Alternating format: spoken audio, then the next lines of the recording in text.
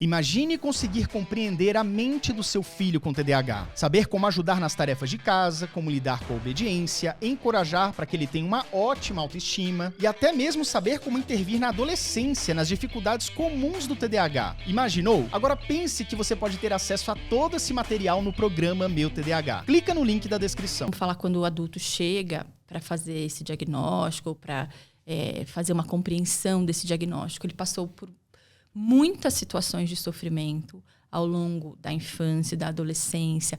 Na fase, pode ser na vida escolar, nem todos terão, mas boa parte tem prejuízos na vida escolar, outros terão nas relacionamentos sociais. E eles não têm uma compreensão do que acontecia, né? Então é muito comum eles me dizerem, mas eu sempre achei que fosse assim. Porque sim, claro, sempre foi assim, né? A maneira como essa pessoa se desenvolveu.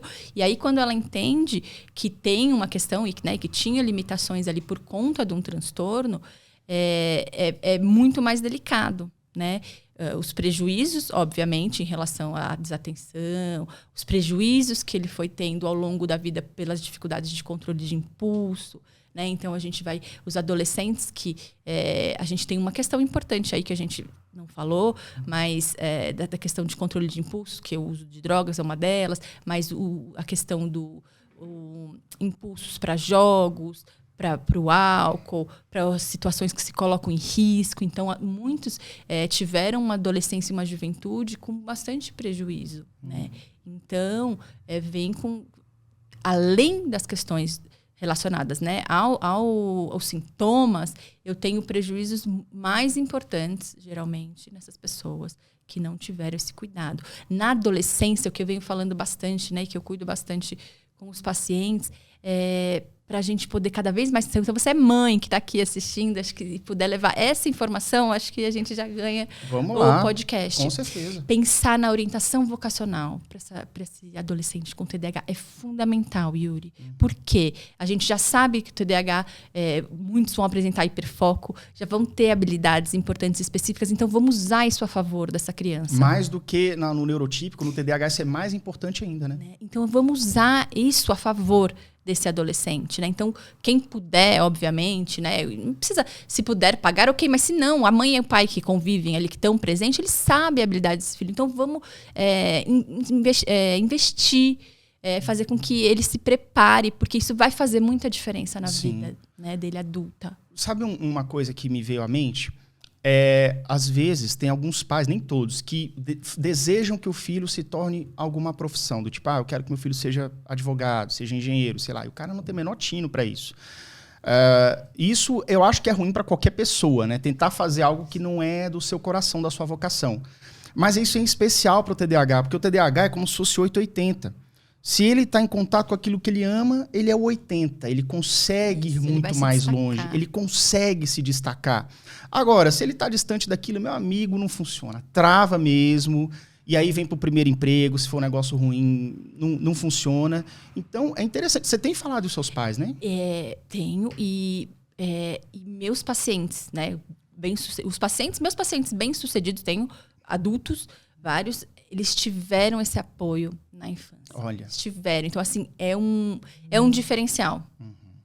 Tá? Porque eles tiveram uma orientação para seguir carreira, eles tiveram esse apoio da escola ou de casa, né? Então, eles conseguiram se desenvolver muito bem profissionalmente. Aí vai pensar, se desenvolveu muito bem profissionalmente e tiveram alguns outros prejuízos nas relações. Ok, quem não tem prejuízo em nenhuma área da sua vida? Todo mundo né? tem. Então, isso é um diferencial importantíssimo. Né? Então, se lá na infância e na adolescência ele foi diagnosticado e ele foi bem direcionado, a gente vê casos de muito sucesso. Isso é muito importante para os pais que estão vendo aqui. Porque, meu filho não se encaixa, meu filho dá problema na escola. Tá bom, mas o que tem de habilidade ali? Porque tem. Né? Porque o que a gente vai pensar? O TDAH não é um transtorno incapacitante, né? O TDAH dos transtornos do neurodesenvolvimento é um dos que vai ter melhor prognóstico se assistido, acompanhado, se tiver o apoio adequado, né?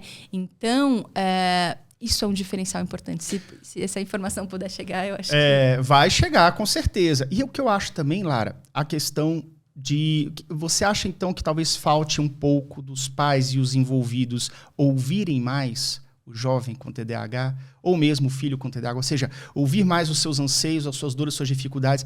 Tem uma coisa também que é o seguinte... eu lembro que eu tomava... minha mãe, assim, até certo ponto, batia em mim antes de eu ter o laudo, né? Porque eu não fazia dever, então logo ela aprendeu que ela deveria me castigar de alguma forma. Às vezes fisicamente, às vezes com grito, às vezes com os dois. Mas eu não sabia dizer para minha mãe o que eu tinha. Uma criança de 6, 7 anos de idade que tem TDAH, ela só sente, ela vive o seu TDAH. Ela não sabe dizer, mãe, eu estou com falta de atenção nisso aqui. Ela só vai desenhar. Então, eu acho que falta um pouco dessa empatia de saber ouvir o jovem, a criança, para ajudar nesse desenvolvimento. Você acha isso também? Eu acho que falta informação de qualidade. Esses pais não sabem. Eles recebem o que o pai recebe? A professora, a carta da escola dizendo, olha, ele não fica, ele não para. Né? E aí o pai não tem estratégia. O que o pai... A gente já mudou bastante, né? Mas acho que na nossa época era o recurso que tinha. Vai brigar, vai castigar, tem que fazer, vai obrigar. Né? Então, nesse sentido, eu acho que falta informação. Então, os pais precisam receber essas informações. E aí, com 6, 7 anos, é difícil da criança dizer das suas emoções. E aí, com TDAH ou sem TDAH, ela não sabe dizer. Ela percebe que talvez tenha alguma coisa incomodando, mas ela ainda não tem condições de dizer exatamente o que está acontecendo. Tem um incômodo, né? Eu não consigo. Só que qual que é a maior questão também do TDAH? E que é um mito enorme que atrapalha muito. Porque aí fala assim, para estudar você não consegue mais no videogame. Né? Então, os pais, o que eles acham? É preguiçoso. É simplista, é um raciocínio simplista, né? E, Lara, e por que acontece, Lara? Explica então para as pessoas. Por que o menino é um mestre do videogame e não consegue fazer o dever de casa? Isso, porque quando a gente vai pensar, né, nos transtornos mentais e do neurodesenvolvimento, a gente tem reações bioquímicas que acontecem. Aí me pergunto, não, Lara, mas se tem reações bioquímicas, então por que não tem exame, né? Eu entendo, porque é muito difícil. Eu entendo para os pais também, para os adultos, porque é difícil, né? Quando a gente vai falar do transtorno mental, não tem um marcador biológico. O que é isso? É um exame me dizendo, olha, eu quebrei a perna, aqui o osso está quebrado, né? E para a saúde mental a gente não tem isso. Então eu entendo que tem uma dificuldade até de compreensão, né? Então a gente não tem exames hoje, mas a gente sabe que a gente tem reações bioquímicas inadequadas. Um dos sistemas importantíssimos nosso é o sistema dopaminérgico. E na pessoa com TDAH, esse sistema ele é disfuncional. Então, o que acontece? Esse sistema, entre outras coisas, ele faz com que eu busque recompensa, né? Então, eu vim até aqui para o podcast porque eu entendo que é muito importante que a gente traga essa informação para essas pessoas. Então, eu saí da minha casa, estou aqui porque eu entendo que tem um ganho importante a gente trazer esse tema, né? Então, a gente é motivado, né? A gente tem esse ímpeto de realizar, né, coisas na nossa vida quando a gente percebe que a gente vai ter um ganho com isso. E isso é um cálculo neurológico mesmo, né? Então, e aí esse sistema, né, de neurotransmissores na pessoa com TDAH, ele é disfuncional. Então, por que meu filho fica na atividade prazerosa? Porque ele faz essa conta aí. Ele faz esse entendimento de que vale a pena me manter naquela atividade. Então, ele consegue se manter atento e focado naquela atividade. Por isso que a gente estava falando anteriormente, a importância de identificar quais habilidades do seu filho, o que ele se interessa, porque ele vai se manter e muito possivelmente ele vai ser muito bem sucedido se ele for bem direcionado. Exato.